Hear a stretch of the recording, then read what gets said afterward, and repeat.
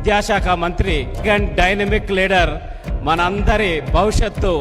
ఎందుకు మనందరి భవిష్యత్తు అంటున్నా అంటే, ఆ రోజు చంద్రబాబు నాయుడు గారు మైక్రోసాఫ్ట్ని తీసుకొచ్చి హైదరాబాద్ దశని ఏ విధంగా ప్రపంచం మొత్తం తిరిగి చూసేటట్టు చేశారో, ఈరోజు 12 నెలల పాటు కష్టపడి అకుంఠిత దీక్షతోటి గూగుల్ని వైజాగ్ని తీసుకొచ్చి 1,30,000 కోట్ల పెట్టుబడిని 2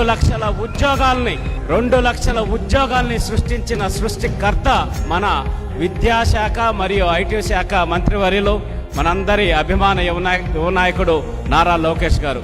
అంటే అటు విద్యని ఇటు ఉద్యోగ అవకాశాలని రెండింటినీ సమానంగా ముందుకు తీసుకెళ్తూ ఆయన ఏ విధంగా అద్భుతాలు సృష్టిస్తున్నారో సిఐఐ సమ్మిట్లో కూడా మనం అందరం చూసాం.